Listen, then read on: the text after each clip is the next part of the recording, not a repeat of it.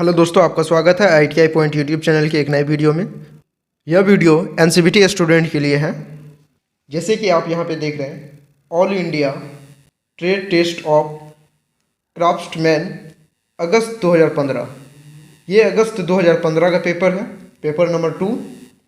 Employability skill subject जो है employability skill है। 1 ईयर का जो एग्ज़ाम होता है यह पेपर उनके लिए है। यहाँ पे पहला क्वेश्चन है, इंटरप्रीन्योरशिप को यह भी कहा जाता है रोजगार चाहने वाला, स्वरोजगार, रोजगार देने वाला, निवेशक।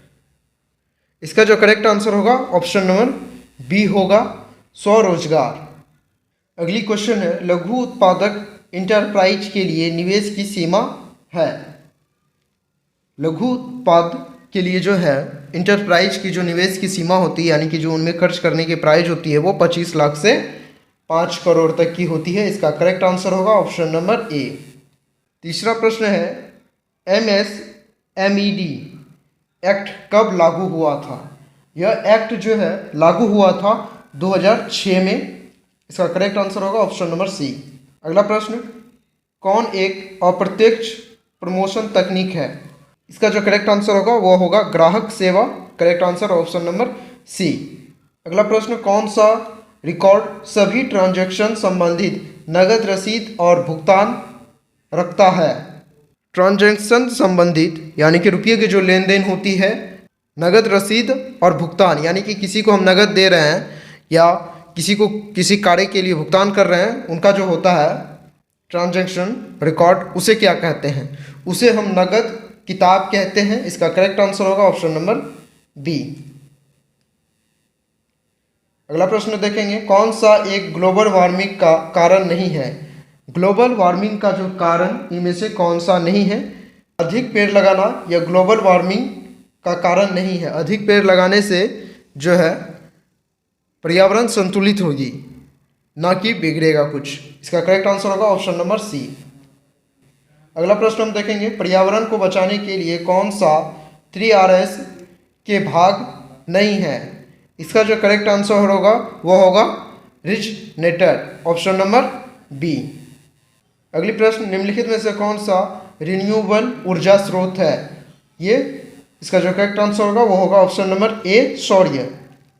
अगली प्रश्न, पर्यावरण सिस्टम में ऊर्जा प्रवाहक हमेशा होता है।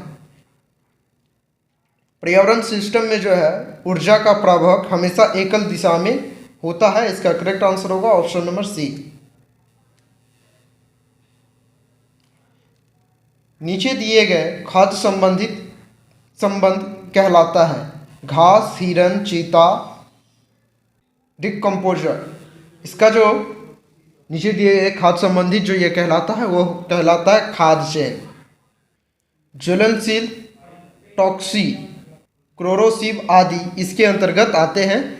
यह जो है रासायनिक हिटजार्ट के अंतर्गत आते हैं। इसका करेक्ट आंसर होगा ऑप्शन नंबर बी। अगली प्रश्न देखेंगे, ऑक्यूपेशनल स्वास्थ्य और सुरक्षा से संबंधित नहीं है। सुरक्षा, स्वास्थ्य, वेतन और कल्याण। इसका जो करेक्ट आंसर होगा ऑप्शन नंबर सी होगा, वेतन। सिर की सुरक्षा होती है किसके द्वारा। हेलमेट, चश्मा, मुखौटा, दस्ताना। सिर की जो सुरक्षा होती है वो हेलमेट के द्वारा होती है। इसका करेक्ट आंसर होगा ऑप्शन नंबर ए।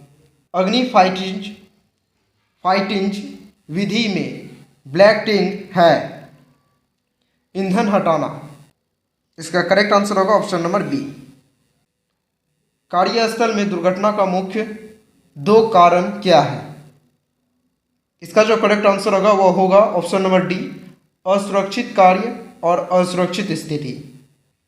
अगला प्रश्न है, किस स्कीम का एक्ट कर्मचारियों के लिए स्वास्थ्य बीमा प्रदान करता है। कर्मचारी राज्य बीमा एक्ट ये कर्मचारी को स्वास्थ्य बीमा प्रदान करता है। इसका करेक्ट आंसर होगा ऑप्शन नंबर डी। अगली प्रश्न है, फैक्ट्री एक्ट के अनुसार महिला के लिए सिर पर या हाथ के ढोने के लिए कितना अधिकतम भार निर्देशित है। फैक्ट्री एक्ट के अनुसार जो महिला मजदूरी करती है या सर पे वजन रख के या हाथ से जो है सामान ढोती है, उसका जो वजन जो है, भार जो है निर्धारित किया गया है फैक्ट्री एक्ट में, तो वो कितना किया गया है? वो जो निर्धारित किया गया है वो है 30 kg। इसका करेक्ट आंसर होगा ऑप्शन नंबर बी। तीसरे, कर्मचारी कंपनसेशन एक्ट किस वर्ष लागू हुआ था? यह जो लागू हुआ था वो 1923 ईस्वी में हुआ था। इसका करेक्ट आंसर होगा ऑप्शन नंबर ए। अगली प्रश्न है, SI एक्ट कर्मचारी पर लागू नहीं होता है जो सशस्त्र बल के कार्यरत कर्मचारी हैं। इसका करेक्ट आंसर होगा option number B. Factory act 1948 के अंतर्गत वैश्विक कर्मचारी की पूरी उम्र क्या है? 18 वर्ष। 18 वर्ष के ऊपर के आयु के व्यक्ति ही कार्य कर सकते हैं। यह फैक्ट्री एक्ट 1948 में लागू किया गया था। इसका करेक्ट आंसर होगा ऑप्शन नंबर बी। क्वालिटी और परफॉर्मेंस और एक्सपेक्टेशन से संबंधित परिभाषित है। इसका करेक्ट आंसर क्या होगा आप कमेंट में बताएं। क्वेश्चन नंबर 21 का आंसर आप कमेंट में बताएंगे। अगली प्रश्न है, श्रेणी SEIRI का अर्थ क्या है? सॉर्टिंग आउट इसका अर्थ है। इसका करेक्ट आंसर होगा ऑप्शन नंबर डी। क्वालिटी में वृद्धि के लिए गलत नाम है। क्वालिटी वृद्धि के लिए गलत नाम है। इसका जो करेक्ट आंसर होगा वो होगा ऑप्शन नंबर ए, बड़ा वृत्त। पॉपुलर क्वालिटी उपकरण की कुल संख्या कितनी है? 7। इसका करेक्ट आंसर होगा ऑप्शन नंबर सी। सबसे लास्ट प्रश्न है, क्वालिटी उपकरण में पेरेटो डायग्राम का कौन सा एक कार्य है? समस्या क्षेत्र को कम करना। पेरेटो डायग्राम का जो है कार्य है समस्या क्षेत्र को कम करना। इसका करेक्ट आंसर होगा ऑप्शन नंबर डी। आज के लिए इतना ही। आज की क्लास अगर आपको अच्छा लगा हो तो वीडियो को लाइक करें, अपने दोस्तों के साथ शेयर करें। अगर चैनल पर नए हैं तो चैनल को सब्सक्राइब कर लें। Thanks for watching.